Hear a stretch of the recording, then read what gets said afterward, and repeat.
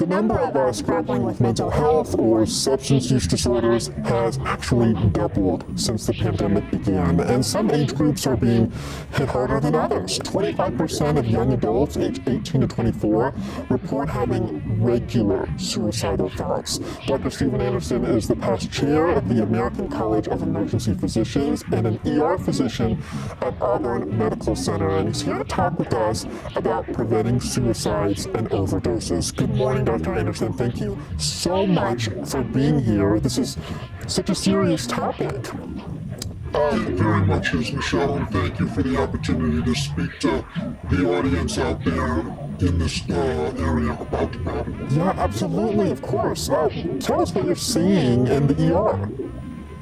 Well, it's stressful now right now. It's rewarding during the pandemic because I work with all the heroes on the front line. But since the pandemic began, we're seeing an increase in suicides and overdoses. And these two of them go together. It's like a Venn diagram. I'd estimate that a quarter of the ER patients are there because of mental health crisis or an overdose. And 50% of all 911 calls involve a primary or a secondary mental health diagnosis. That's to police and to the emergency medical services.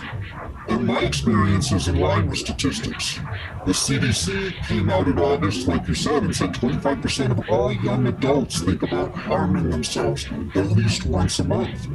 And over the last 20 years, before the pandemic began, suicides in young adults was already up 36% since the year 2000. But the pandemic has just thrown gasoline on this fire.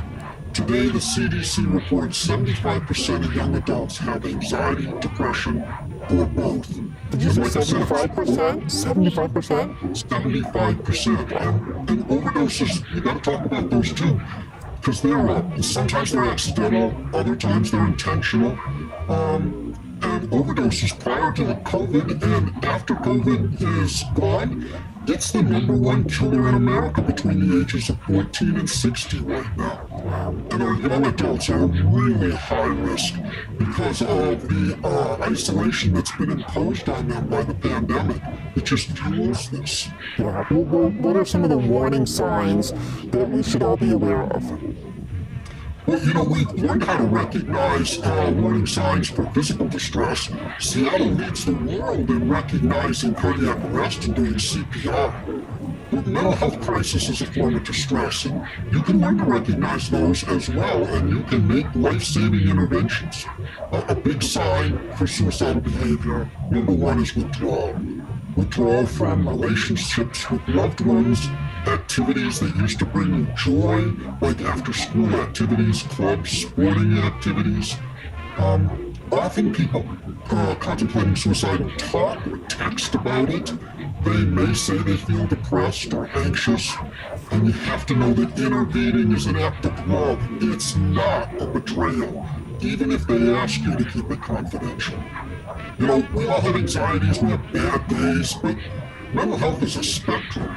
And when the anxiety gets your homework done, gets your bills paid, that's normal.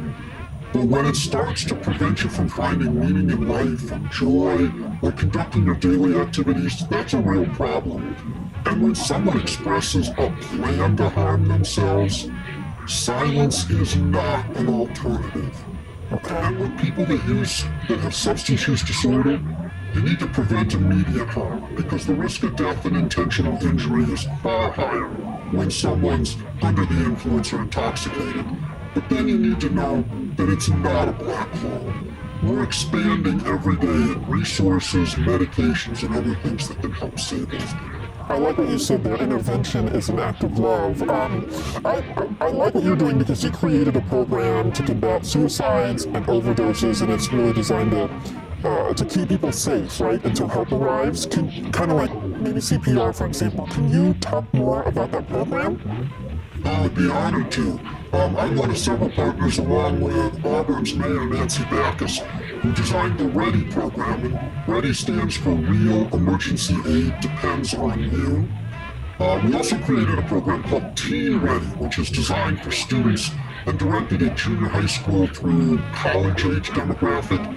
It's a great resource for teachers to start this discussion.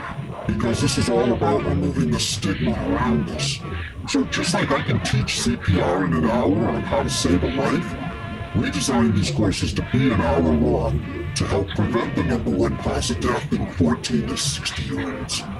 It's about starting the conversation, removing the stigma around the subject, and the program is available online. It's also available as a program that teachers could teach in the classroom. Wow, that is so incredible. Dr. Anderson, thank you so much for helping us this morning. This is such great information. We're going to post a link, by the way, on king5.com. Thank you for being with us this morning.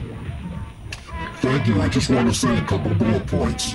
You can't use the word safe enough when someone's in a mental health crisis, and isolation is truly the enemy of mental health. You have to keep communicating, even if you feel like you're being rejected by the person.